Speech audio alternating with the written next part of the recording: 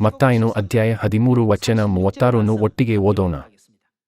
ಆಗ ಯೇಸು ಜನರನ್ನು ಬಿಟ್ಟು ಮನೆಗೆ ಹೋದ ಮೇಲೆ ಆತನ ಶಿಷ್ಯರು ಬಂದು, ಹೊಲದಲ್ಲಿಯ ಹಣಜಿಯ ಸಾಮ್ಯದ ಅರ್ಥವನ್ನು ನಮಗೆ ಹೇಳುವಂದರು. ಅದಕ್ಕಾತನು, ಒಳ್ಳೆಯ ಬೀಜವನ್ನು ಬಿತ್ತುವವನೆಂದರೆ ಮನುಷ್ಯಕುಮಾರನು, ಹೊಲವೆಂದರೆ ಈ ಲೋಕ, ಒಳ್ಳೆಯ ಬೀಜವೆಂದರೆ ಪರಲೋಕ ರಾಜ್ಯದವರು.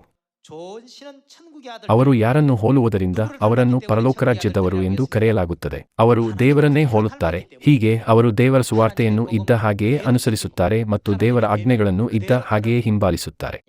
ಹಣಜಿ ಅಂದರೆ ಸೆತಾನನವರು. ಅದನ್ನು ಬಿತ್ತುವ ವೆರಿ ಅಂದರೆ ಸೆತಾನನು. ಸುಗ್ಗಿಕಾಲ ಅಂದರೆ ಯುಗದ ಸಮಾಪ್ತಿ. ಕೊಯ್ಯುವವರು ಅಂದರೆ ದೇವದೂತರು.